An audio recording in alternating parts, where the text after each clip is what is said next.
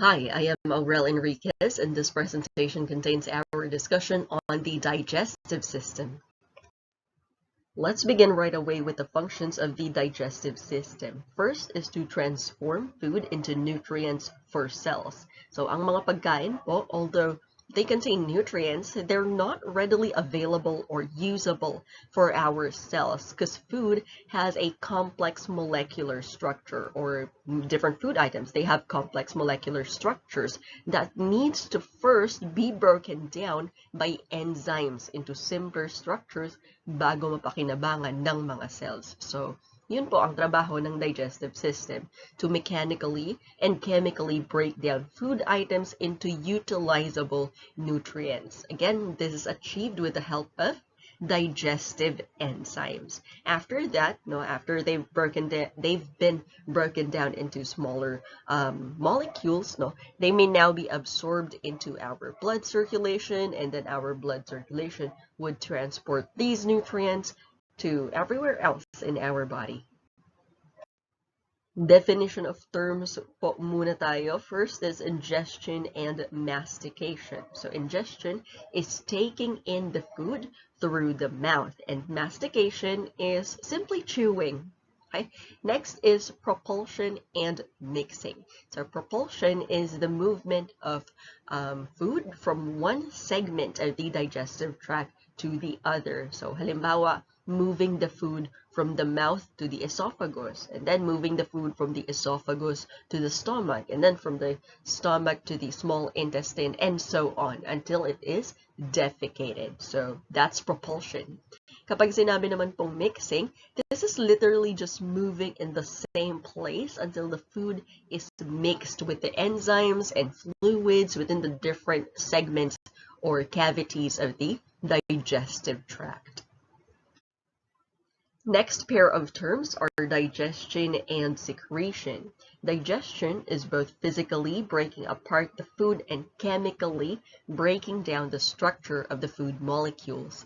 Secretion is the addition of liquids, enzymes, and mucus to the digested food, which is supposed to help with the chemical process of digestion. Absorption is the movement of molecules out of the digestive tract and into the blood circulation or lymphatic system. So dito po sa absorption, fully digested na yung food items and they are readily available. They're already in their usable form para sa mga cells natin. So they could now already acquire and use the nutrients that were contained in the food items. Elimination is the removal of undigested materials. Okay, so may mga components po yung pagkain natin na hindi talaga kayang i-digest, both physically and chemically ng digestive system. So they would simply get rid of those through defecation or pooping. This illustration shows us all of the organs and accessory organs of the digestive system. So of course, we would be discussing all of these one by one. Another term for the digestive tract is the gastrointestinal tract, or GIT. So the GIT is just basically one long tube from the mouth to the esophagus, which is quite disturbing if you really think about it, but it's true though. Okay? So, ayan. Guys, itong last bullet point po, kasama talaga yan dun sa original PowerPoint ng Seeley. I did not just add that for comedic purposes. But yeah, ayan po. Sana maalala nyo mamaya, habang kumakain kayo, the gastrointestinal tract is just one long tube from the mouth to the anus. Listed here are all the separate organs that are included in the digestive system. So first up, we have the oral cavity or the mouth. So ito yung first area or kumbaga ito yung entry point ng food items. Next is the pharynx. Alright, so this one is familiar, di ba po? Napag-usapan na natin to during our discussion on the respiratory system. So again, the pharynx is divided into three parts: the nasopharynx, oropharynx, and laryngopharynx. Next segment would be the esophagus, and then the stomach, And then the small intestines, large intestines, and the last segment of our gastrointestinal tract is the anus. So, syempre po, iisa-isahin natin na i-discuss lahat po ng mga parts na ito. Aside from the main organs of the digestive tract, which we've already enumerated on the previous slide, we also have what is known as associated organs. So these are not directly connected to the gastrointestinal tract, but they do have ducts that could produce substances that also go into the gastrointestinal tract. So that would include the salivary glands, the liver, gallbladder, and the pancreas. So, ayan po, kasama rin ito sa mga i-discuss natin as we progress through this chapter. Let's now talk about the layers of the digestive tract wall. So, the layers of the digestive tract wall are also termed tunics. Alright? So, saan po natin unang narinig or ginamit yung term na tunics for layers? When we talked about blood vessels, di ba po? So for our arteries and veins, we have the tunica intima, media, and adventitia. So dito po may mga tunics din po ang digestive tract natin, alright? But we don't add the word tunica in front of them anymore, alright? So tigwa one word lang po sila, alright? So first up is the mucosa. Alright, so the mucosa, this is the innermost layer, and as the name implies, it secretes mucus. Alright, so that's quite easy to remember. Mucosa layer secretes mucus.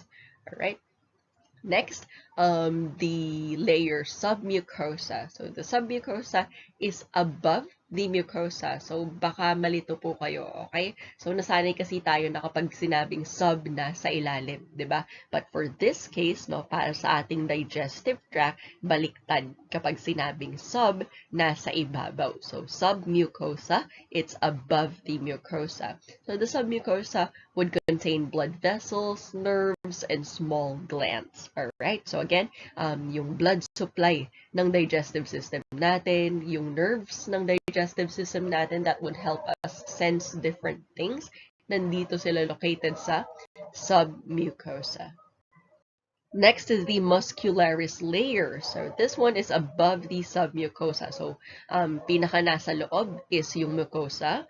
Pagkatapos nun, no, is the submucosa, and the next layer is the muscularis. Again, this one is quite easy to remember. As the name implies, it is composed of muscles, specifically in a longitudinal, circular, and oblique direction. Alright, so again, the muscularis layer of our digestive tract is composed of muscles. Next is the serosa or adventitia. So this one is the outermost layer. Okay, so I think by this time, no, medyo naintindihan na po natin na kapag sinabing adventitia, this one is the layer that is located on the outside. Okay, so the serosa or the adventitia is the outermost layer. So ayun po. If there is some peritoneum attached to it, then it would be referred to as a serosa. But if there is no peritoneum attached to it, then we would refer to this as adventitia. Okay? So it's basically the same layer. Nagkakaiba lang po sila depending on whether there is a part of the peritoneum that is present on them. Okay? So pag merong part ng peritoneum na nakaduktong sa kanya, it's serosa. Pag walang nakaduktong na peritoneum sa kanya, it's the adventitia. But again, they're both the outermost layer. This illustration right here shows us all of those different layers that we've just discussed in the previous slide. Alright, so again, innermost is the mucosa or the mucous membrane. Alright, so next is the submucosa. So dito sa submucosa, dito na natin ma-observe, no, yung existence ng blood vessels and nerves. Next is the muscularis. Okay, so again, there are different directions of muscles that we may be able to find. Some muscles may be oriented in a circular manner. Some of them may be oriented in a longitudinal manner. And after that, no, after the muscularis, the next layer would be the serosa. All right, so dito, if a peritoneum is attached, no, if a part of the peritoneum is attached, we would refer to it as the serosa. Okay, so another term that was used here is the serous membrane or the visceral peritoneum. Notice it's mostly composed of connective tissues and simple squamous epithelium. Let's now talk about the peritoneum. We have what is known as the visceral peritoneum. The visceral peritoneum is otherwise referred to as the serosa. Okay? So this is a serous membrane that covers the organs. So kapag sinabing visceral peritoneum, this is directly attached to the organs. Okay? So kapag may word na visceral, no? Again, huwag natin kakalimutan, this is something, or this is a covering that is directly attached to the organ. Next is the parietal peritoneum. So the parietal peritoneum, this is a membrane that lines the wall of the abdominal cavity. So dito po yung parietal peritoneum, hindi siya naka-attach dun sa mismong organs. Naka-attach siya dun sa wall ng abdominal cavity. So hindi sa organs, kung hindi dun sa cavity siya nakadikit. Alright, so again, visceral, organs, parietal, cavity. Still on the peritoneum, we have what is known as mesenteries. Mesenteries are connective tissue sheets that hold the organs in place inside of the abdominal cavity. So, some people may be wondering, no, bakit hindi nawawala sa pwesto? Why aren't our organs going out of their place if we do intense physical activities? Bakit hindi nawawala sa pwesto yung mga digestive organs natin kahit na tayo ay tumakbo, mag-swimming, tumambling, tumalon, di ba? Hindi sila nawawala sa tamang placement nila. And this is because of the mesenteries. The mesenteries, again, they hold the organs in place, or they keep them inside of their usual positions in the abdominal cavity. Next, we have what is known as the lesser omentum. This is a part of the mesentery connecting the lesser curvature of the stomach to the liver and diaphragm. Alright, so ang lesser omentum daw po, no? Kinoconnect nito yung stomach sa liver at saka sa diaphragm. Next is the greater omentum. This is a part of the mesentery connecting the greater curvature of the stomach to the transverse colon and posterior body wall. Alright, so ayan po.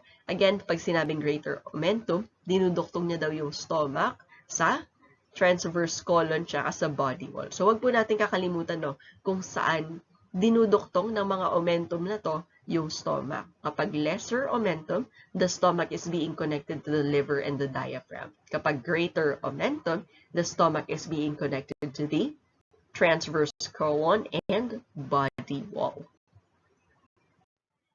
This illustration right here shows us the location of all our digestive organs, pati yung iba pong mga accessory organs nandito in relation to the placement of our mesenteries. Alright, so nasan po ba nakalagay yung greater omentum, yung visceral peritoneum, yung peritoneal cavity, all those other stuff that we discussed in the previous slide. So this gives us a medial view kung nasaan yung location ng mga structures that we just talked about. Let's now talk about the oral cavity. So, andito po, no, listed here are the different parts of our oral cavity. So first up is the lips. So the lips, these are muscular structures that are formed by the orbicularis oris muscle and is covered by the skin. Alright? So ayan po, again, we are capable of moving our lips, we're capable of talking, we're capable of ingesting food, or kind of like moving food to the inside of our oral cavity because of our lips. And again, yung specific muscle that is involved in the movement of our lips is known as the orbicularis oris. Right?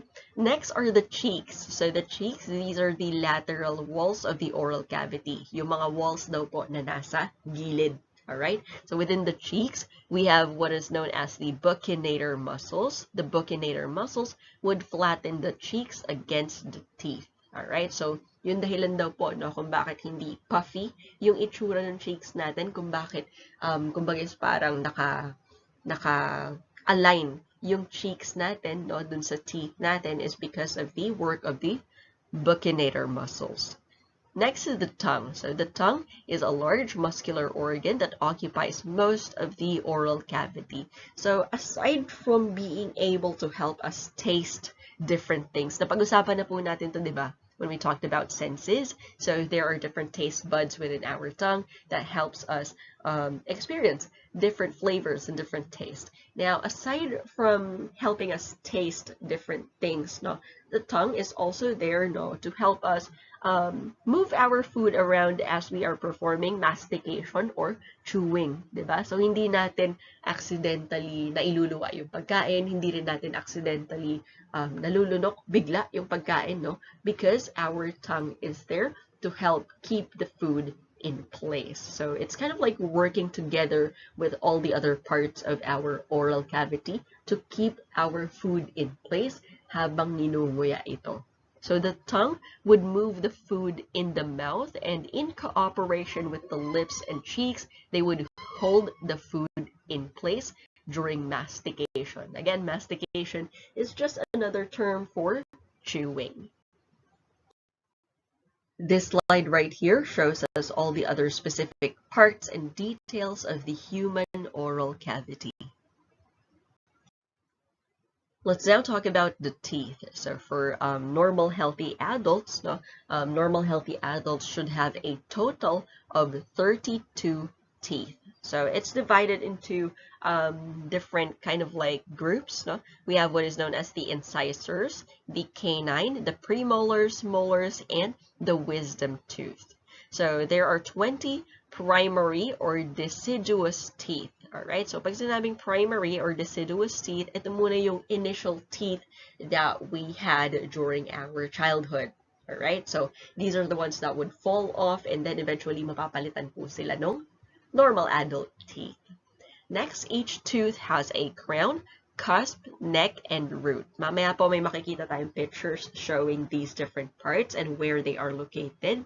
Next, the bulk of the tooth is formed by a cellular tissue called dentin. Okay? So most of the insides daw po ng teeth natin, no, this was formed by a cellular tissue referred to as dentin. Next, in the crown of the tooth, the dentin is covered by an extremely hard acellular enamel. So, acellular, wala na daw pong cells sa surface na ito. And this surface is referred to as the enamel. The center of the tooth is known as the pulp cavity, and the pulp cavity is filled with a material called pulp. So this pulp is composed of blood vessels, nerves, and connective tissues. Alright, ulitin po natin yung area kung saan nagsasama-sama yung mga blood vessels, nerves, and connective tissues ng ating teeth ay nasa pulp cavity. Yung blood vessels, nerves, and connective tissue together, collectively, they are referred to as pulp. Next, teeth are held in place within the pockets in the bone that are referred to as alveoli. Alright, so huwag pong malilito, no? Kapag ang pinag-uusapan natin is yung respiratory system, alveoli means the air sacs. Pero kapag ang pinag-uusapan po natin is the digestive system, the alveoli means that these are pockets within the bone or pockets in our skull kung saan nakashoot yung ngipin natin. Alright? Or kung saan nag-grow yung ngipin natin. Alright? Next, dental caries, more commonly known as cavities, are breakdown, or this happens when there is breakdown of enamel by the acids from bacteria. Alright? So, i-re-explain natin yon. Paano po ba nakukuha ang cavities? Alright, what is the source of cavities? People develop cavities when they don't brush their teeth. Now, it's natural for us to have bacteria within our oral cavities. Okay, so normal po na merong bacteria sa oral cavity natin kahit mag-toothbrush tayo, kahit mag-mouthwash tayo, kahit mag-floss tayo 3 times a day. Alright, so we have what is known as normal flora or normal microbiota of our oral cavity. Pero ang problema po, kapag hindi very good at maintaining oral hygiene ang isang person, ang nangyayari, sobrang dumadami itong mga bacteria na to. Now, these bacteria, no, after exposure to food items, syempre, no, kumbaga is parang nakikikain din sila dun sa mga food items that we ingest. So what would happen there is after the metabolic processes of the bacteria, ang byproduct po kasi ng metabolic processes of a lot of bacteria is acids. Alright, so excessive amounts of acids would lead to the destruction of our enamel, and that leads to what is known as cavities, or ayan nga po, otherwise referred to as dental caries. This illustration right here shows us a complete set of adult teeth in comparison to the 20 deciduous or baby teeth. Alright, so again, for children, ito lang muna po yung teeth that they would start with. Eventually, these would fall off and mapapalitan ng adult teeth. Alright, so dito po, naka-indicate na rin, no, kung asan dito yung incisors, and nasaan dito yung canines, and nasaan yung mga premolars, and the molars. And then, lastly, we have what is known as the wisdom tooth. So these ones at the very back.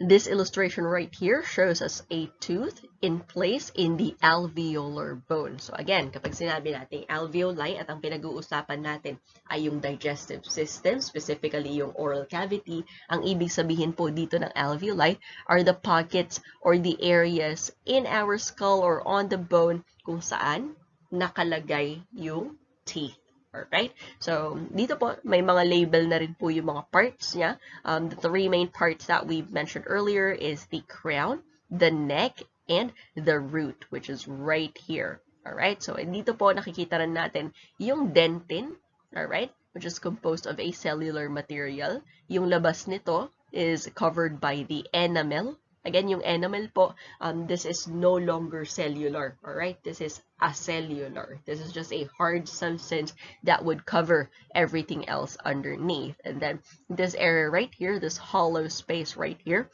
this is the pulp cavity. So again, together with the blood vessels, nerves, and other connective tissues, yun yung tatawagin natin na pulp. Oh, another thing that we would be able to see here is the periodontal ligaments. So, yung periodontal ligaments po, sila yung nag-anchor ng teeth natin in place. Alright? So, hindi basta-basta nahuhulog yung ngipin natin thanks to the periodontal ligaments. Let's now talk about the palate. The palate is the roof of the oral cavity. So, nasa taas daw po ito. It has two parts. The hard palate is the anterior part that is made of bone. So, the hard palate, this is closer to the outside. Alright?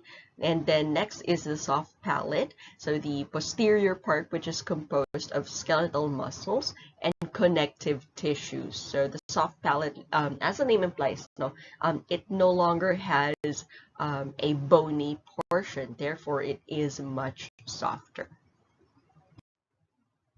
Let's now talk about the salivary glands. If you would remember from the previous slides, the salivary glands are an accessory organ to the digestive system. So the salivary glands produce saliva, which is a mixture of serous and mucous fluid. So kapag sinabing po natin serous, this is more watery. Okay.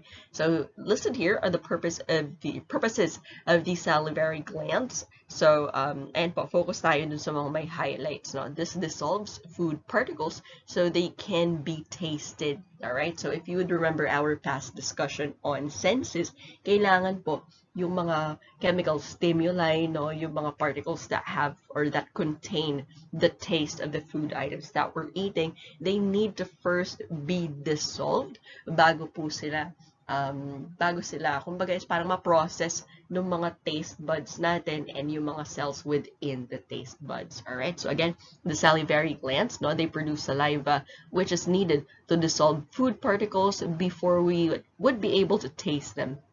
Next, the saliva also protects against bacteria. Now, if you remember our previous discussion on the lymphatic system, di ba po, our saliva is part of our innate immunity. But aside from that, no, it also contains substances like lysozymes, lysozymes, which are capable of destroying bacteria. And also, in terms of adaptive immunity naman po, it has the immunoglobulin A. Di ba po? Immunoglobulin A is present in the saliva, tears, and mucous membranes. So, ayan, the saliva could also protect against some bacteria.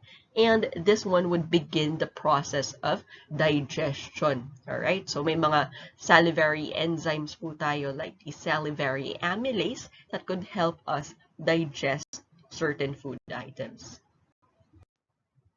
We actually have three salivary glands, the parotid, submandibular, and sublingual. So the parotid, these are serous glands that are anterior to each ear. Alright, so meron daw po tayong dalawang parotid gland and nasa harap sila, no, anterior sa bawat ears natin. Nasa harapan sila ng mga ears natin. And their secretions are mostly watery. Next, the submandibular produces more serous compared to mucous secretions. So they probably secrete both serous and mucous secretions, pero mas marami itong pinoproduce na watery or serous secretions. Now, these are located along the inferior border of the mandible. Alright, so nasa bandang jaw area daw po natin yung mga submandibular salivary glands. The third one is the sublingual.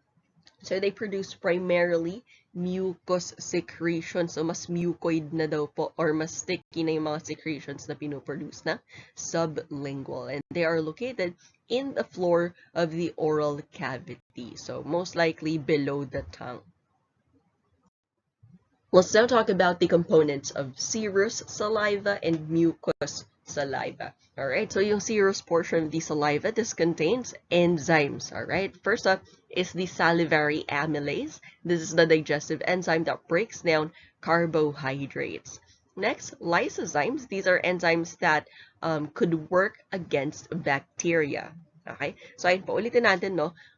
If you would remember our past discussion on basic biochemistry, di ba po, we have different types of molecules that could serve as an energy source for us or that could be present in our food items. And that would include carbohydrates, lipids, and proteins, di ba po? So sinasabi po dito na yung salivary amylase natin, no?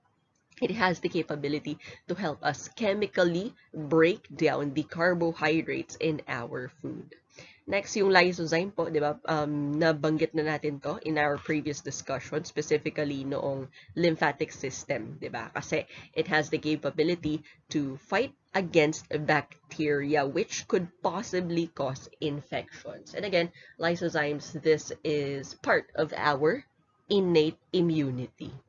Next, yung mucous portion naman po ng saliva natin, it contains mucin, which is necessary for lubrication. So, ayun po, the reason why it's easy for us to chew our food and swallow our food is because of the presence of mucin, which is lubricating our oral cavity. This illustration right here shows us the location of all the structures that we've talked about in the previous slides. So, pinapakita po dito kung nasaan yung parotid salivary gland, kung nasaan yung sublingual and submandibular salivary glands, and all the other muscles that may be found in our oral cavity, or that could help us with chewing. This one is a familiar character, no? It's a familiar body structure that we've already talked about when we discussed yung respiratory system. So, ayun po, the pharynx is otherwise known as the throat or commonly known as the throat. So, this connects the mouth to the esophagus. And from our previous discussion, di ba po, we've learned that the pharynx is also a common passageway for both food and air. So, the pharynx is composed of three parts: the nasopharynx, which is ang katapat niya po ay yung nasal cavity; the oropharynx, wherein ang katapat niya, of course, is yung oral cavity; and the laryngopharynx. Next is the esophagus. This is a tube that connects the pharynx to the stomach. So, dire-diretso na po yun. Simula sa pharynx, dadaan yung pagkain, papunta sa stomach.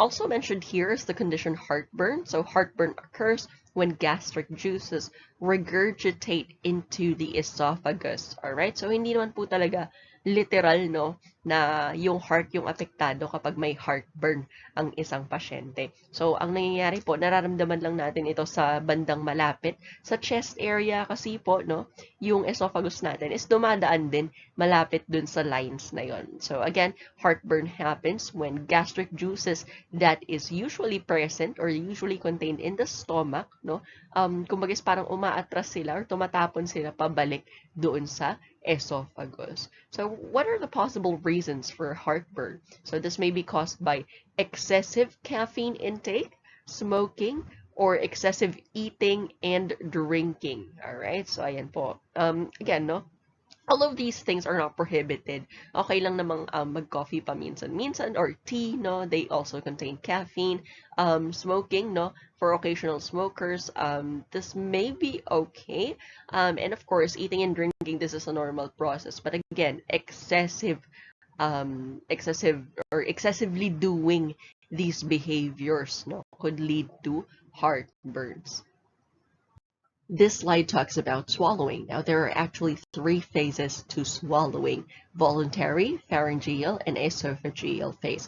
So, sa voluntary phase po, the bolus or the mass of food, ulitin natin, no, what is a bolus? Bolus is a mass or ball of food that has been chewed up and mixed together with our saliva. Alright? So, ayan po. Again, chewing and the addition of saliva with food is referred to or would result to the creation of a bolus. So the bolus would be formed in the mouth and then this is pushed into the oropharynx. Dito po, meron tayong conscious control, no? Tayo po yung nagde-decide kung kailan natin lulunukin yung pagkain after nitong manguya, which is why this is also referred to as the voluntary phase.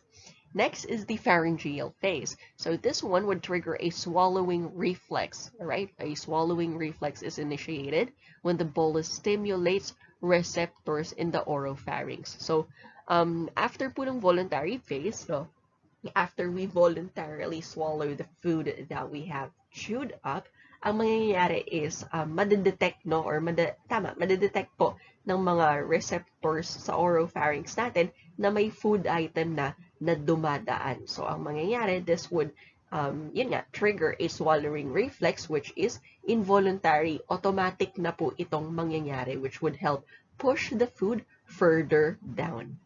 Next is the esophageal phase. So, this would move the food from the pharynx to the stomach. And as the name implies, ang nagtatrabaho na po dito is the esophagus. Next is the term peristalsis. So the peristalsis is these are wave-like contractions that moves the food through the digestive tract. Mamaya po, may mga slides tayo wherein I have inserted a GIF which shows us what peristalsis looks like. But basically, ayun nga po, peristalsis, these are wave, no? Parang alon, wave-like motions that would help us move our food through our digestive tract.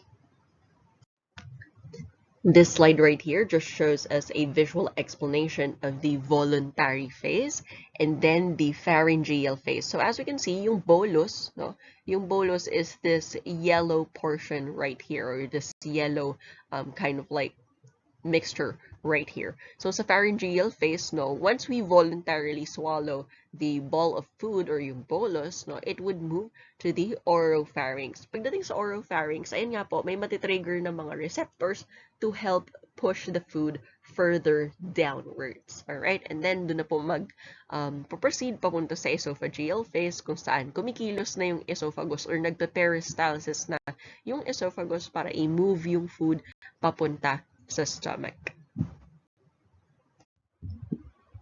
This slide right here shows us an illustration as to how peristalsis would happen. So as we can see right here, no, if for example this is the bolus, no, or the food item that we have already chewed and swallowed, ang mangyayari, if this is our digestive tract, no, the way as to how these bolus would move through our digestive tract is there is a wave of relaxation and contraction. So dito sa area kung nasaan present yung bolus, no, there is an area of relaxation kasi kailangan open, no? Open yung area ng digestive tract natin. Pero notice that on the back portion, there's a space or area right here where there is a wave of contraction. So basically, parang ini-squeeze out or pinupush nitong area na to, no, yung food forward or papunta sa next segment ng digestive tract. Alright? And again, it does that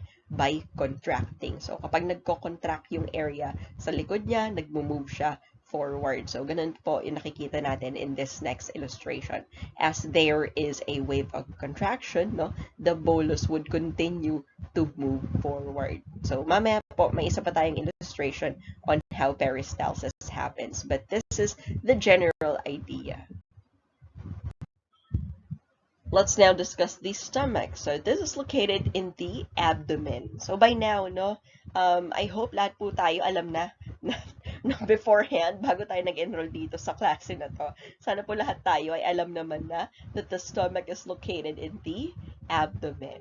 Alright? So, for those who didn't know, at least now you know that the stomach is located in the abdomen. Alright? So, paminsan-minsan po natatawa ko. Kasi yung mga PowerPoints ng Seeley's or yung PowerPoints na galing sa McGraw-Hill, they still include things that are kind of like very common knowledge, no? Tulad ng stomachs located in the abdomen. Yeah, duh. We all knew that. But anyway, and po, again, where is the stomach located? At the abdomen. Alright, so the stomach, this is a storage tank for food. Alright, so because this is because our food, no, after na dumaan sa ating esophagus, it could stay in the stomach for a few hours. So literally, it is storing some of the food that we've just processed in our oral cavity. Now, this can hold up to 2 liters of food. Alright, ganun daw po.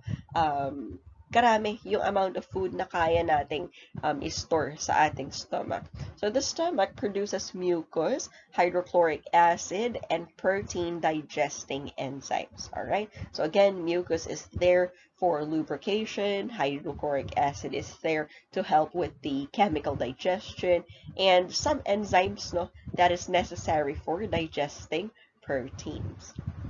So the stomach, this contains a thick mucus layer that lubricates and protects the epithelial cells on the stomach wall from the acidic pH of 3. Alright, so ganun daw po kababa yung pH, no, ng hydrochloric acid sa stomach natin, up to a very acidic pH of just 3. Okay, so of course, no, it needs a thick mucus layer. No, it needs something to protect all the other cells of our stomach against this powerful hydrochloric acid. Let's now talk about the regions of the stomach. We have what is known as the fundus. So the fundus, this is oriented to the left. Alright? Next, the body. This is the largest part or yung area ng stomach kung saan. Yun nga, ito yung main area kung saan pwede nating makita yung hydrochloric acid and yung food items. Next, the body would turn or curve to the right, creating a greater curvature and a lesser curvature. After that, the body would narrow inferiorly to form the funnel-shaped pyloric part of the stomach. Alright, so from top to bottom, ang parts daw po ng stomach ay fundus, body, greater curvature, lesser curvature, and the pyloric portion. This slide contains a couple more definition of terms to remember.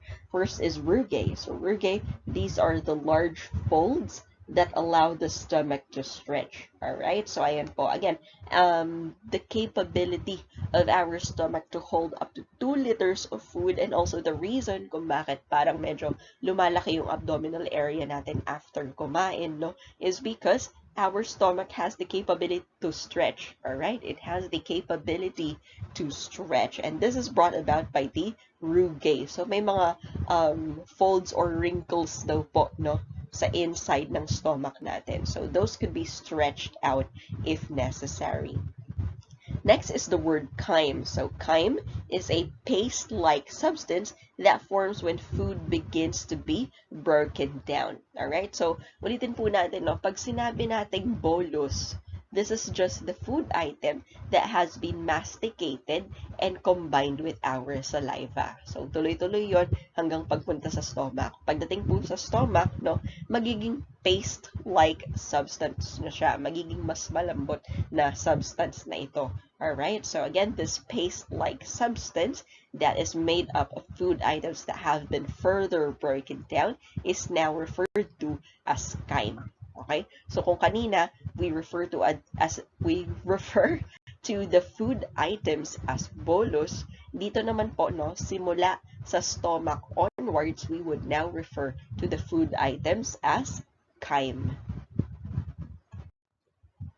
Still on the stomach, we have what is known as the pyloric opening. So the pyloric opening, this is the opening or entrance between the stomach and the small intestine. Alright? Yung daanan daw po or yung transition mula dun sa stomach papunta sa small intestine is otherwise referred to as the pyloric opening.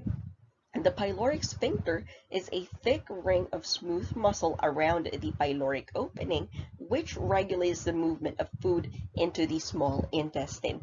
So, people might be wondering, no, bakit po hindi tumatapon basta-basta yung hydrochloric acid na nasa stomach, diretso papunta dun sa small intestine? Bakit hindi nahuhulog ng tuloy-tuloy yung food items mula sa stomach papunta dun sa small intestine? And that is because of the pyloric sphincter. Alright? So again, the pyloric sphincter, this would close or open, no? Depending on the time, no? Depending on the time kung kailan kailangan ng mag-move yung food item from the stomach to the small intestine. So this regulates the movement of the food bago ito pumunta sa small intestine. Alright? So again, the pyloric sphincter, this is a ring of smooth muscle na nandun sa junction between the stomach and the small intestine. This photo right here shows us all of the parts of the stomach that we've just discussed earlier. Alright, so nasan yung lesser curvature, nasan yung greater curvature, where is the fundus, the body, and the pyloric opening and pyloric sphincter. So ito po yung mga parts na nabanggit kanina. And also right here, we're being shown an illustration and microscopic anatomy of the cells of the stomach. Let's now talk about the cells present in the stomach. First up are surface mucus cells. So they produce mucus that could coat and protect the stomach. Protect the stomach from what? Hydrochloric acid, diba po? Because it has a pH of 3. So again, to protect all the other structures in the stomach, it needs to be coated with mucus. Another type of cell that could produce mucus is the mucous neck cells. Alright? So basically, dalawa po, no? Dalawang uri ng cells yung kayang mag-produce ng mucus sa ating stomach. Next are parietal cells. Parietal cells produce hydrochloric acid and intrinsic factor. So both of these are very important in our digestion. Sa stomach natin, meron din pong endocrine cells. No? Endocrine cells, these ones would produce hormones and paracrine molecules. Next are chief cells. So chief cells, they produce pepsinogen, which is a precursor of the protein digesting enzyme pepsin. Alright, ulitin po natin. Ang mga chief cells, nagpaproduce sila ng pepsinogen. Alright, ang pepsinogen, eventually, no, mako-convert ito to pepsin. And ano po ang pakinabang ng pepsin? It helps with the digestion of proteins. Kanina, ano pong enzyme yung nabanggit natin that helps with the digestion of carbohydrates? Amylase. Hydrochloric acid could produce a pH of approximately 2 in the stomach. Alright? So, umaabot daw po ng as low as 2 yung pH ng hydrochloric acid sa stomach. So again, this could be very harmful to all the other cellular structures, which is why we have cells that would produce mucus to line or protect our stomach. Next, hydrochloric acid, no, it could kill microorganisms. So there may be bacterial organisms or parasitic organisms out there na kasama dun sa mga food items na ini-ingest natin, di ba? So ayun po, one of our chances of fighting off or eliminating these infectious organisms could be through the acidic pH of our hydrochloric acid. So may mga bacteria and parasites po no, na hindi na sila mabubuhay sa ganito ka-acidic na pH. Another function of hydrochloric acid is to activate pepsin. Alright, so again, first up now we have chief cells. The chief cells would produce pepsinogen. Eventually, no, mako-convert ito to pepsin. And ayan nga po, that is happening with the help of hydrochloric acid. Now, what is the function of pepsin? It breaks the covalent bonds of proteins to form smaller peptide chains. So eventually, no, after complete digestion, no, after complete chemical digestion of proteins, then ayun po, magagamit na natin yung mga amino acids for other purposes, no, or magagamit na natin siya as a nutritional source. But again, before all of that could happen, we need the help of pepsin. Again, pepsin would help us digest proteins. Mucus in thick layers could lubricate the mucosa of the stomach and protect the mucosa of the stomach from the acidic chyme and pepsin. So yung combination daw po ng hydrochloric acid, yung chyme, and yung pepsin, again, no, that could be harmful if it makes direct contact with the cells of our stomach. So again, yun po yung purpose ng mucus, to line or coat the inside of our stomach or the mucosa of our stomach. Ito po, nabanggit natin kanina, no, intrinsic factor. Ano ba ang pakinabang ng intrinsic factor? So this binds to vitamin B12, making it more readily absorbed by the small intestine. Alright, so basically, tinutulungan daw po tayo ng intrinsic factor para ma-absorb ang vitamin B12. Now, ano naman, no? Ano bang pakinabang ng vitamin B12? Why do we need to readily absorb this? Vitamin B12 is important in DNA synthesis and red blood cell production. Alright, so again, two things kung saan kailangan natin ng vitamin B12. This is for DNA synthesis and red blood cell production. So, pagdating nyo po sa third year ninyo, when you get to your parasitology classes, you would learn that there's actually a parasite, na there's a tapeworm infection out there that could cause vitamin B12 deficiency, anemia. Kasi po, yung parasitic worm na ito, nakikiagaw siya sa vitamin B12 supply ng pasyente. So, consequently, when a person acquires an infection with this parasite, no, kapag kumonte yung supply ng vitamin B12 for the patient, maapektuhan din po yung RBC production niya, hence leading to anemia or the decreased number of RBCs in the circulation. Alright, so again, that's the pathophysiology, no, pathophysiology of Bothriocephalus anemia. So again, you would learn more about that in your parasitology classes. This slide talks about movements in the stomach.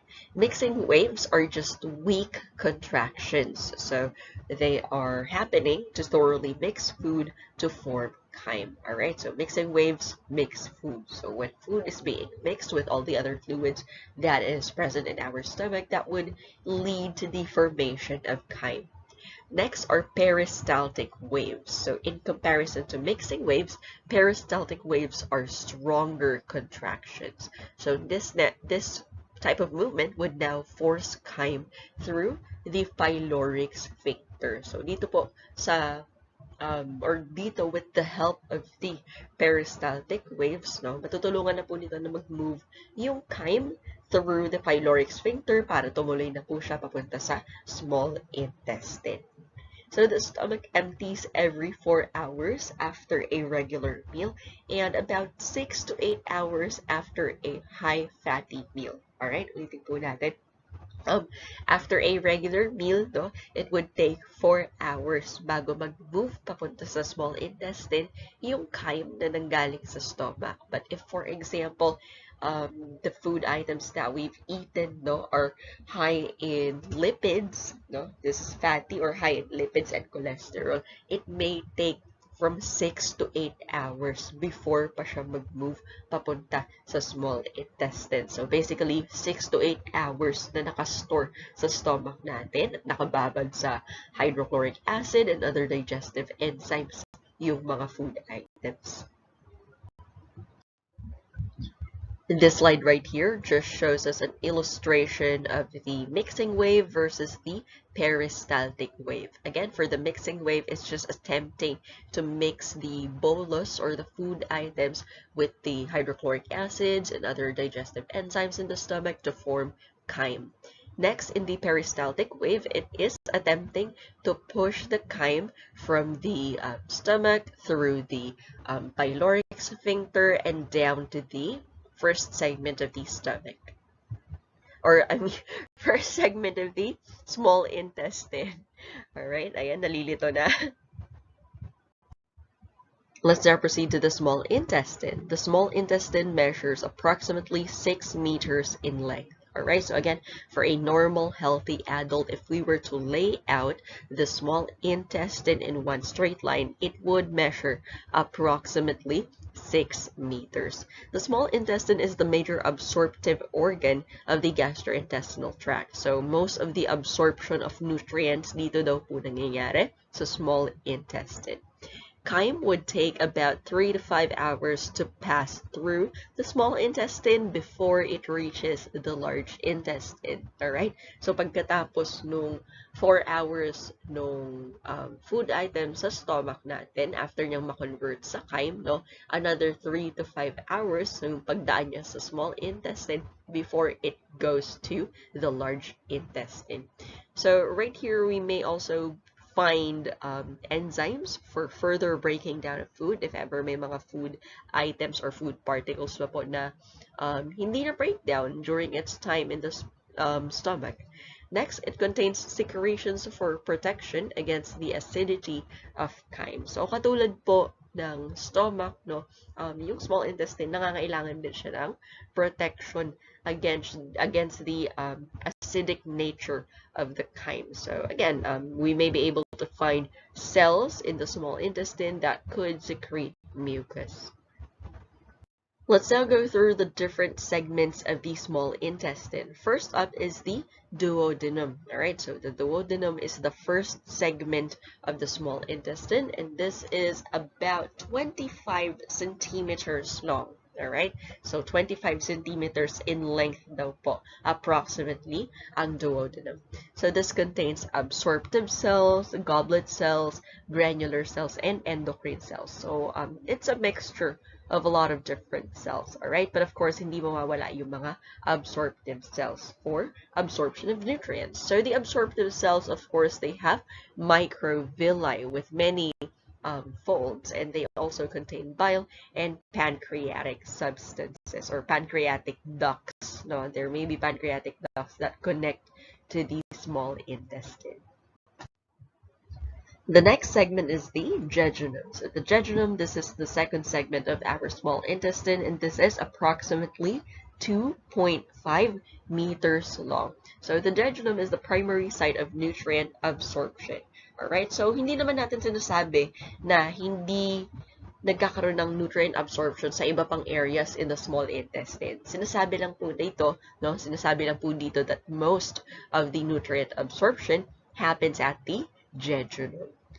The third segment of the small intestine is the ileum. This one is actually the longest. It's at approximately 3.5 meters long.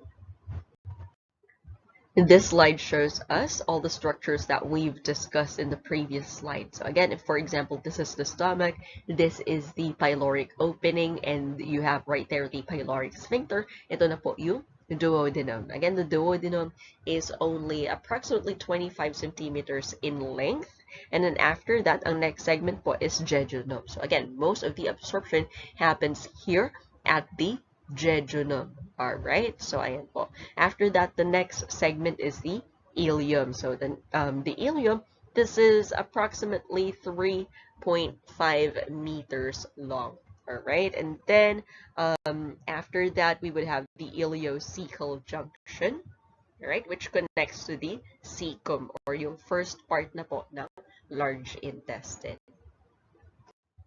This slide talks about the cells that could be found in the small intestine and what are their purpose. First up are absorptive cells. So absorptive cells have microvilli, or kind of like the hair-like structures on the surface.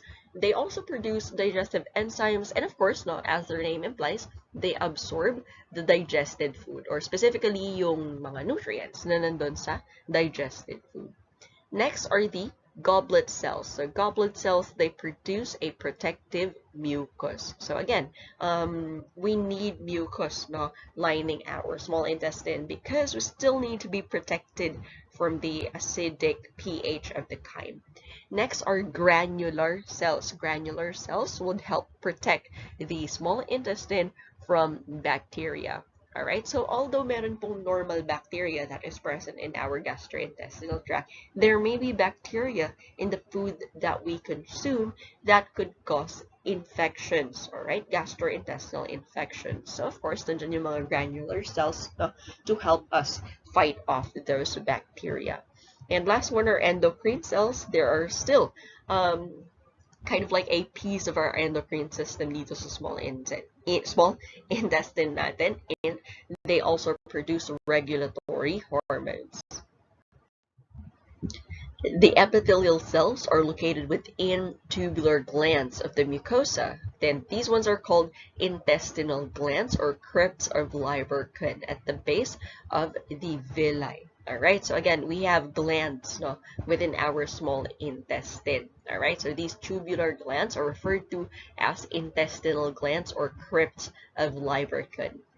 Next, granular and endocrine cells are located in the bottom of the glands. So sa ilalim daw po ng crypts of Lieberkühn, doon natin pwede makita yung mga granular and endocrine cells.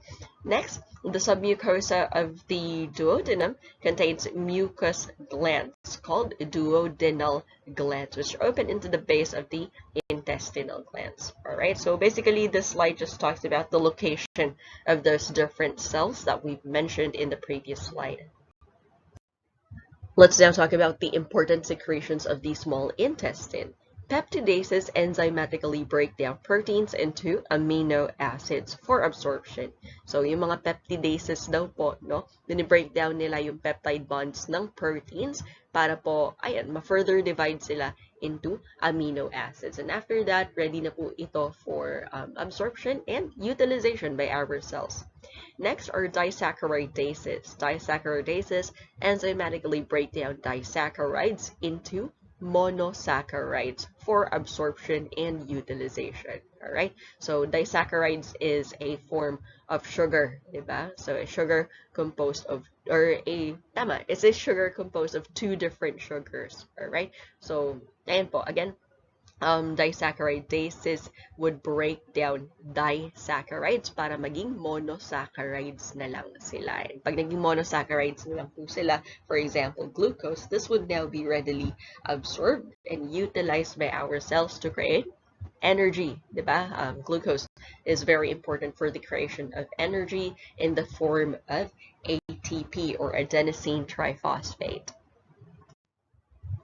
These illustrations show us the structure of microvilli. Pagdating nyo po sa microbiology classes nyo, specifically Micro 1 or Clinical Bacteriology, you would learn that there's actually a strain of E. coli or Escherichia coli that is capable of causing an infection and destroying the microvilli. Alright, so kaya daw pong sirain or pudpudin ng enteropathogenic Escherichia coli, yung microvilli sa small intestine. And as you know, no, with regards to cells, kapag po nasira yung structure ng isang cell, maaapektuhan na rin po yung function nito. So this would lead to the inability to absorb nutrients, leading to some form of malnutrition. Dahil hindi po dahil hindi dahil walang sustansya yung kinakain ng pasyente kaya siya nagkaroon ng malnutrition. It's just that hindi na nila ma-absorb yung nutrients dahil sinira nga po ng Escherichia coli infection yung microvilli nila.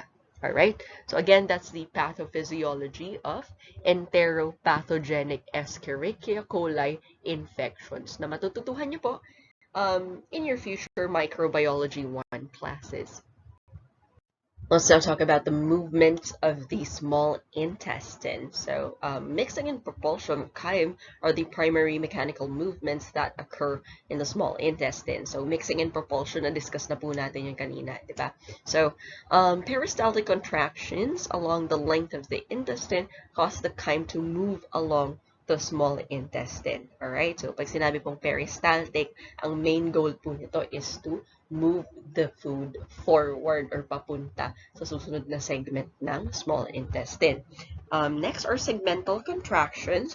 So these are propagated for only short distances and mixed intestinal contents. Alright? So ayun po. Again, peristaltic contractions, this is to move the chyme through the small intestine. Pero yung segmental contractions po, no, only in short distances, only for mixing contents.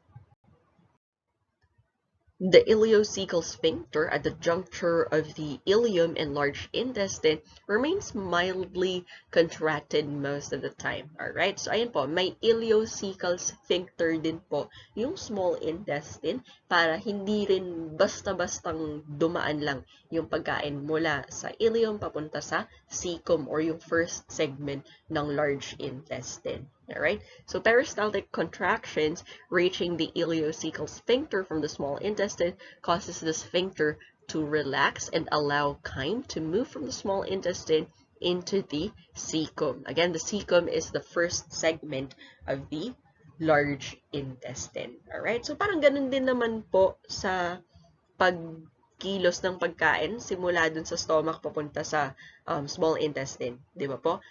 Through peristaltic movements, it would push the food from the pyloric opening papunta sa duodenum. Dito, simula naman sa ileum, peristaltic contractions or peristaltic movement would push the chyme from the ileum papunta sa cecum.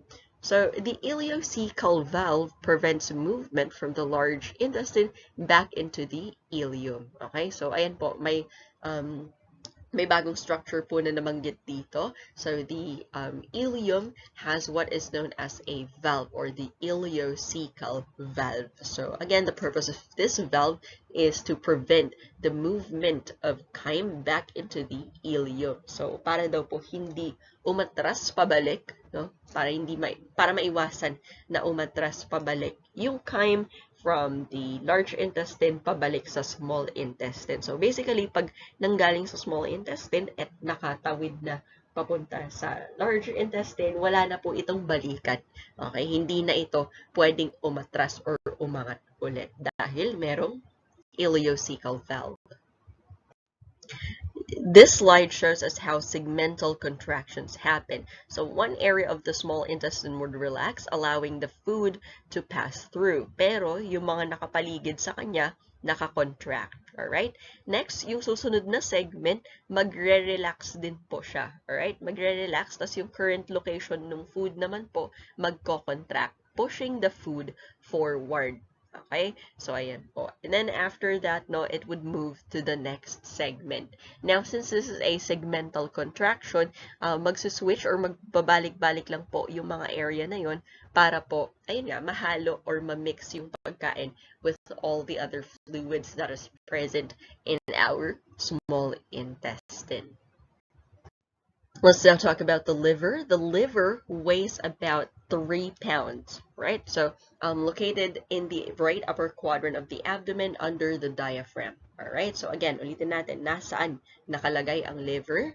Nasa right upper quadrant daw po ng abdomen natin. Nasa bandang kanan daw po, nasa ilalim ng diaphragm. So the liver consists of a right, left, caudate, and quadrate lobes. So may iba't ibang lobes daw po yung liver natin.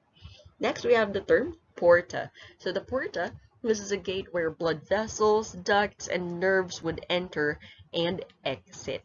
So the porta receives blood from the hepatic artery and the hepatic portal vein. Alright? So ayun po, dito daw po yung daanan ng mga blood vessels and nerves dito sa porta. And if we have any accessory organs, no, or ducts, no, dito rin po sila mag-gather sa porta. This illustration right here shows us the location of the liver. These two illustrations right here naman po shows us the different lobes of the liver. Next, if we were to take a tissue sample from the liver, this illustration shows us the other structures that we've mentioned, yung hepatic portal system. The liver has what is known as lobules. So these lobules, these are divisions of the liver with portal triads at the corners. So again, for reference, just kind of like scroll back to the photo that we've seen in the previous slide. Now, it also has what is known as the portal triad. Ano po ba ang component ng portal triad? So this contains branches of the hepatic artery, hepatic portal vein, and hepatic duct. Alright, so itong tatlo daw po, no? Artery, vein, and duct. This is what would create the portal triad.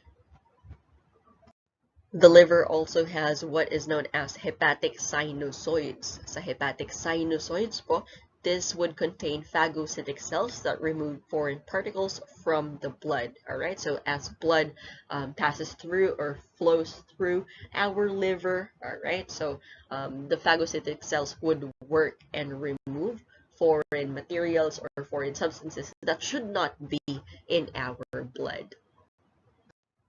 What is the purpose of the hepatic duct? So the hepatic duct would transport bile out of the liver.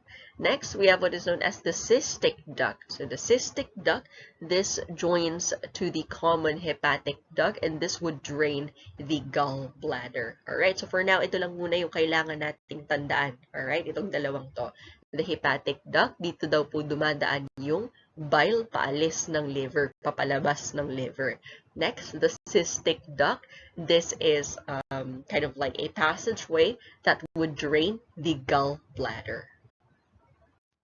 This illustration right here just shows us the location of the liver in comparison or with respect to all the other accessory structures of our digestive system, such as the pancreas, the spleen, and of course the gallbladder. Let's now look into the functions of the liver. So this performs digestive and excretory functions. The liver could also store and process nutrients. As we've learned from previous discussions,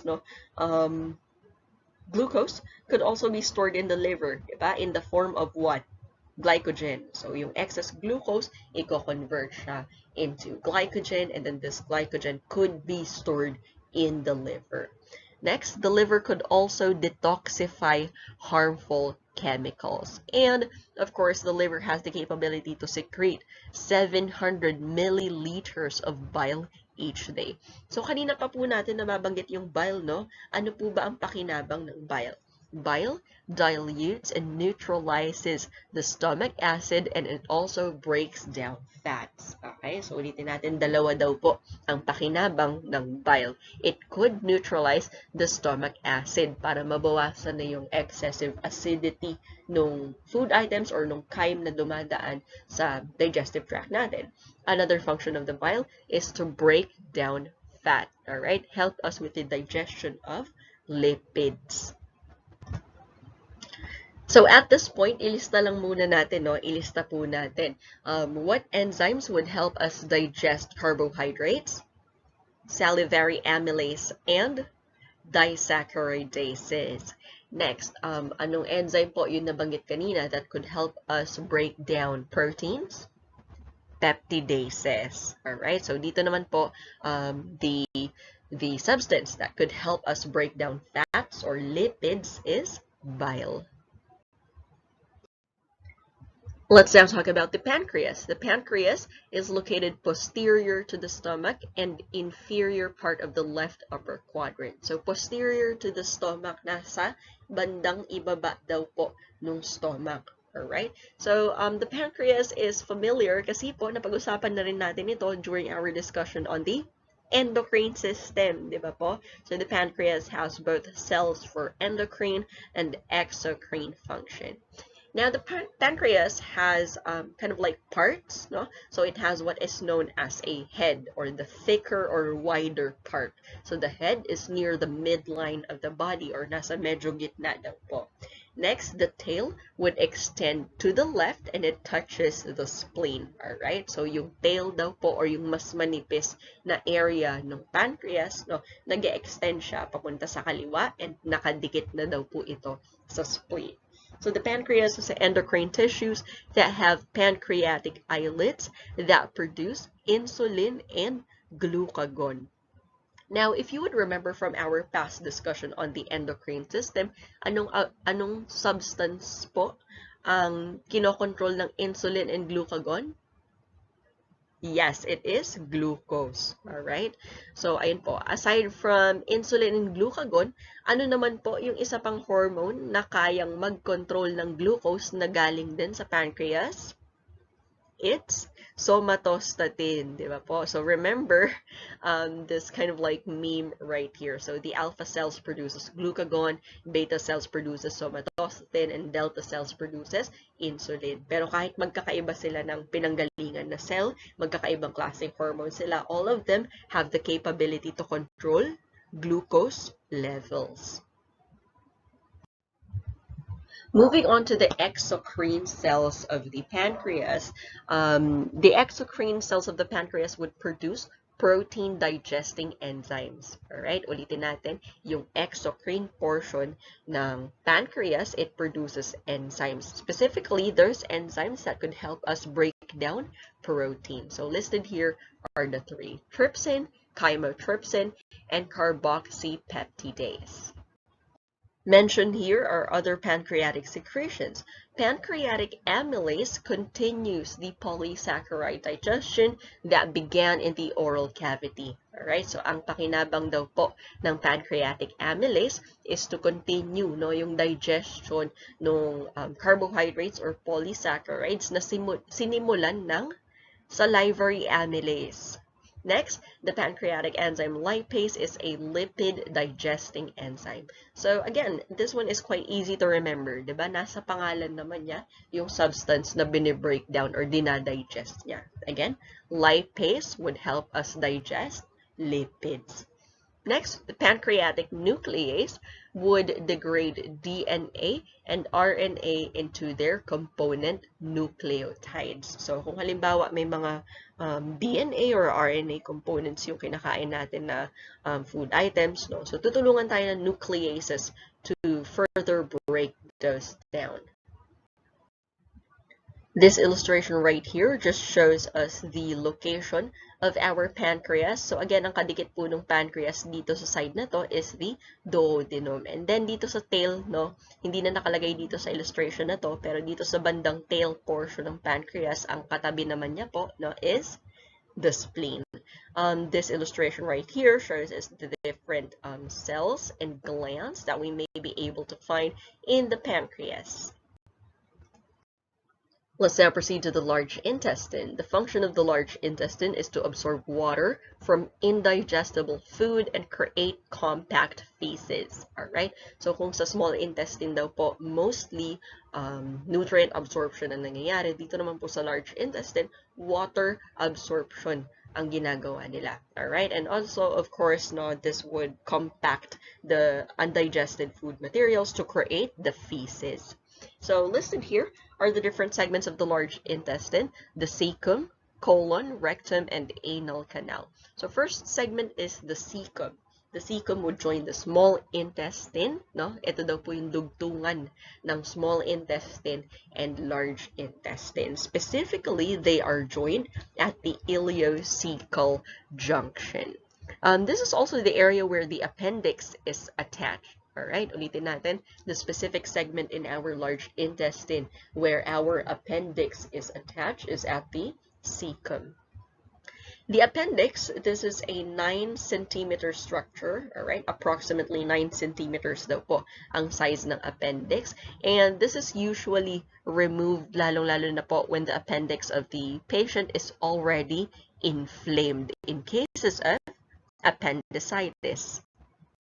Next segment of the large intestine is the colon. But in some discussions or in some references po, parang interchangeably na nilang ginagamit minsan yung large intestine and the colon. Alright? So, minsan, maaari pong may makikita kayong mga discussions or references, no, that they mention the colon, but actually they are referring to the entire large intestine. Anyway, the colon, this is approximately 1.5 meters long. Alright? And it contains different, or kind of like, it is made up of different segments as well. So the colon is made up of the ascending, transverse, descending, and sigmoid regions. Okay, ulitin po natin, no? The colon is another segment of the large intestine, and it contains the ascending, transverse, descending, and sigmoid regions. Next is the rectum. So the rectum is a straight tube that joins the sigmoid colon, and then this would end at the anal canal. The last segment of our large intestine, and actually the last segment of our digestive tract for that matter, is the anal canal. So again, the anal canal, this is the last 2 to 3 centimeters of the digestive tract. So ito na daw po yung dulo, ito na yung ending, no, digestive tract natin or yung gastrointestinal tract natin. If you would remember from the earlier parts of our discussion, what did we say? The gastrointestinal tract is just one long tube from the mouth to the anus. Alright, so ayan po. Food would take about 18 to 24 hours to pass through the large intestine. So medyo matagal daw po yung passage ng digested food items sa large intestine. 18 to 24 hours pa silang nandyan. Alright, so feces are the product of water, indigestible food, and microbes. So ayan po. Basically, combination po ito ng mga undigested food materials, food particles, or yung mga fibers, plus a bit of water and some microbes, no? So all of those 3 things together would create the feces. This slide right here shows us all these structures that we've talked about in the previous slide. Alright, so kung halimbawa, ito po yung ileum or yung last segment ng small intestine, nandito po yung ileocecal junction, and the one that we're seeing right here on the inside is the ileocecal valve. Alright, so again, this is important para hindi na mag-regurgitate or mag-flow pabalik sa small intestine yung mga materials na nakatawid na papunta sa large intestine. This part right here, ito po, this is the ascending colon kasi pataas siya. Next, this one right here, yung pa-cross, this is the transverse colon. Next, this one, yung pababa na, no, this is the descending colon, and then this one, yung paslant dito, this is the sigmoid colon. Next segment is the rectum, and lastly, the anal canal.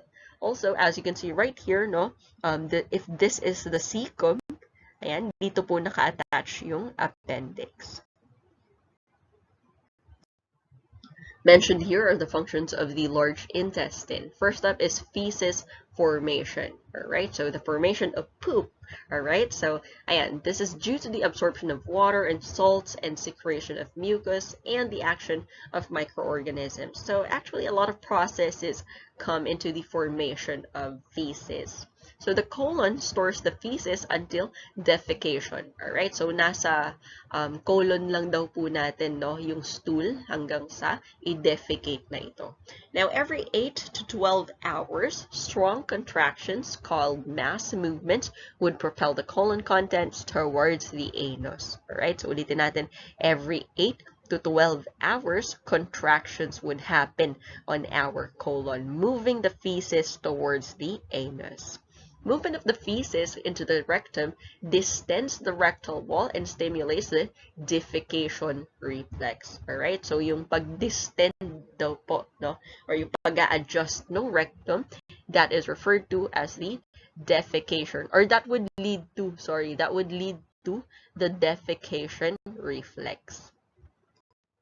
Listed here are the 3 basic steps in the digestive process. Number 1, digestion. This is the chemical and mechanical breakdown of food. Alright? Mechanical breakdown, ito po yung chewing process, diba? And chemical breakdown of food, ito yung exposure niya sa iba't ibang mga enzymes. Salivary amylase, pancreatic amylase, peptidases, all those other enzymes. Next is absorption. So absorption, most of the absorption occurs in the duodenum and jejunum, lalong-lalo na po sa jejunum. Although, some absorption may also occur at the stomach and ileum. Pero ayan po, wag natin kakalimutan, no? The two areas where most of the absorption would occur is at the duodenum and jejunum. Now, kung halimbawa pinapapili lang kayo ng isa, no, most of the absorption would greatly occur, no, at the jejunum in comparison to the duodenum.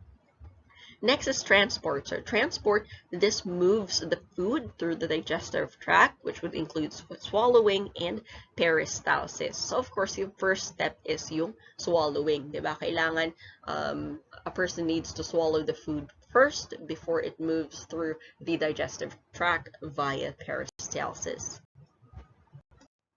This slide shows us the different molecular components of food and kung ano po yung end product of breaking these down. So what forms of these nutrients would be readily usable for our cells? So first up, for carbohydrates, they first have to be digested and chemically converted into monosaccharides for our body to be able to make use of them. For lipids and for lipids or fats, they first have to be digested and chemically converted to either fatty acids or monoglycerides bago sila maging useful para sa mga cells. And for proteins, they first have to be digested and chemically converted into amino acids before the human cells could make use of these proteins. This slide further talks about carbohydrate digestion. So polysaccharides would split or break into disaccharides because of salivary and pancreatic amylases.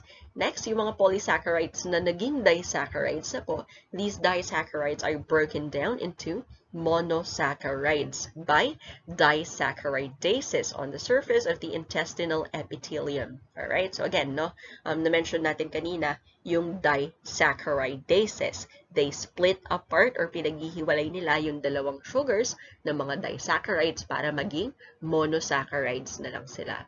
Next, after that, glucose is absorbed by the co-transport with sodium into the intestinal epithelium. Alright, so again, may co-transport mechanism daw po na nangyayari sa intestinal epithelium that helps with the absorption of glucose.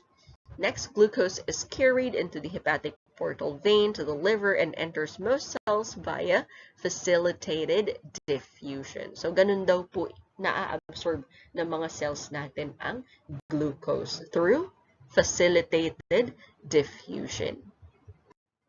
This illustration right here just shows us the transport of glucose across the intestinal epithelium. So again, kapag na-digest, both chemically and mechanically yung mga food items, no, eventually mabibreakdown na po yung polysaccharides into glucose. Ia-absorb na po yun ng mga villus dito sa microvilli ng intestines natin. And then, let's look at this illustration right here. If, for example, this thing right here is an intestinal epithelial cell, yung glucose daw po, makakapasok siya as a co-transport with sodium. So, basically, ang ibig sabihin lang naman nun is sabay silang papasok, no? Sabay silang papasok dun sa cell together with sodium. After that, no, they would go through via facilitated diffusion, no, and be transported to the liver through our capillaries. We are done with carbohydrate digestion. Let's now talk about lipid or fat digestion. So lipase would break down triglycerides into fatty acids and monoglycerides. Next, bile salts naman po. Bile salts would surround the fatty acids and monoglycerides to form micelles. So micelles, this would attach the plasma membranes of the intestinal epithelial cells, and then the fatty acids and monoglycerides would pass by simple diffusion into the intestinal epithelial cells. Alright, ulitin po natin yon. Yung lipase daw po, no?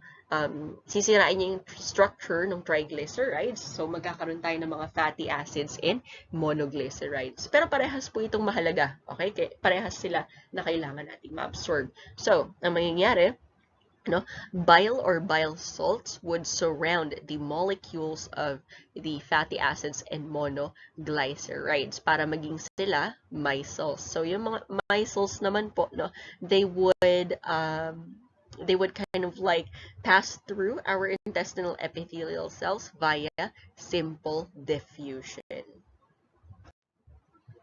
Within the intestinal epithelial cell, the fatty acids and monoglycerides are converted back to their original triglycerides form. Alright, so parang ang confusing, no? Parang ang daming masyadong extra steps. Makakapag-ingest tayo ng triglycerides, tapos pagdating sa digestive system natin, sisirain nila, no? Paghihiwalayin nila yung fatty acids tapos monoglycerides. Pero pagpasok dun sa intestinal epithelial cells, bubuuhin nila. Pagsasamahin ulit nila yung fatty acids and monoglycerides para maging ulit triglycerides. Alright? But anyway, those are necessary steps. After that po, no, proteins would coat the triglycerides to form chylomicrons. Alright? Ulitin natin, ang mga triglycerides na nakabalot ng proteins, they are referred to as chylomicrons. Next, they would move out of the intestinal epithelial cells by exocytosis. So these chylomicrons, they would enter the lacteals of the intestinal villi and are carried through the lymphatic system of the blood. This illustration right here shows us a visual representation of everything that we've explained in the previous slide. Alright, so again, triglycerides would be broken down into fatty acids and monoglycerides. Then they would be covered by bile salts. This structure together is referred to as the micelle. The micelle enters the cell via simple diffusion. After that, magiging triglycerides ulit ito. And then proteins would coat them and create chylomicrons. Chylomicrons would move out, and ito naman po, mapupunta sila sa lacteals ng ating lymphatic system. This slide talks about lipoproteins. Lipids are packaged into lipoproteins to allow transport in the lymph and blood. Alright, so again, yung lipids daw po, no, or yung mga fats, no, natatransport po sila through our circulation and through our lymphatic system after they have been converted into lipoproteins. Lipoproteins, these are molecules that are part water soluble and part lipid soluble. So basically parang half and half daw siya, no? May part ito that is soluble in water and then may part ito na lipid soluble. So that is what a lipoprotein structure would be. So since lymph and blood contain water, the lipids are not water soluble. Alright, so kailangan maging lipoproteins daw muna sila bago sila ma-transport.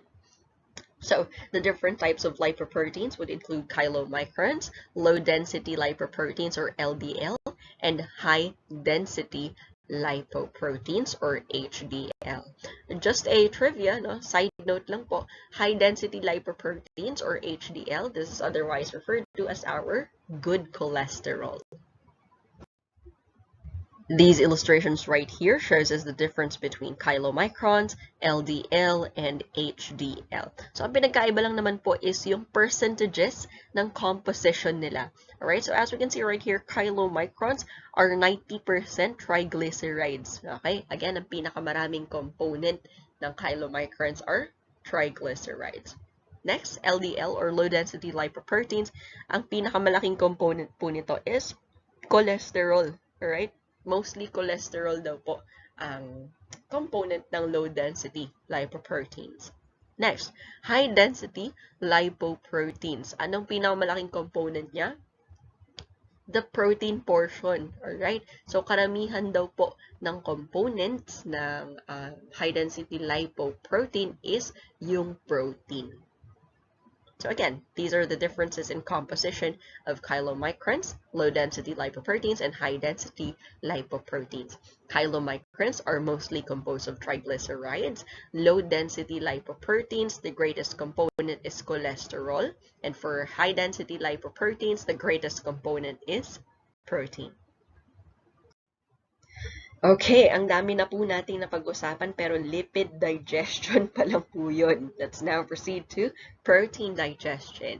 So protein digestion would begin with the enzyme pepsin. So pepsin is a protein digesting enzyme that is secreted by the stomach. Alright, yung stomach daw po nagsisecrete ng pepsin and ng hydrochloric acid, diba? So yung pepsin specifically, it digests or breaks down proteins. Next, pagdating naman po sa bandang small intestine, dito na siya may expose sa mga bagay na sinesecrete ng pancreas. So the pancreas secretes protein digesting enzymes such as trypsin, chymotrypsin, and carboxypeptidase. Okay, so ayun po, huwag kakalimutan tong tatlong ito. Okay, again, the three enzymes secreted by pancreas, no, that could digest proteins include trypsin, chymotrypsin, and carboxypeptidase. Now, in the small intestines, these enzymes would be activated. Pag na-activate sila, magagawa na nila yung work nila, which is to digest proteins. In the small intestine, other enzymes termed peptidases are bound to the microvilli of the intestinal epithelium, further breaking down small peptides into tripeptides. So, ayun po, basically sinasabi lang dito yung function ng peptidases or ano specifically yung ginagawa nila. So, again, peptidases, they could break down small peptides into tripeptides. Eventually, absorption of tripeptides, dipeptides, and individual amino acids would occur in the intestinal epithelial cells. This illustration right here shows us the transport of amino acids across the intestinal epithelium. So again, this would happen sa villus, alright, or dun sa hair-like structures ng mga cells natin na merong microvilli. So, what happens here is that kapag na-breakdown na po yung protein into individual amino acid molecules, makiki-co-transport din siya with sodium, alright? It would also be co-transported with sodium. It would pass through the cell via facilitated diffusion and then papasok na siya sa bloodstream natin. Pag pumasok sa bloodstream natin, itatransport ito papunta sa liver. This slide talks about water and mineral absorption. So water can move across the intestinal wall in either direction. So pwede daw pong pabalik or pwedeng paalis ng intestinal wall yung pagkilos ng tubig. Alright, so the movement depends on osmotic pressures. 99% of the water entering the intestine is absorbed. Okay, ulitin natin, karamihan daw po ng tubig, no, na nasa intestines natin, inaabsorb ulit ito.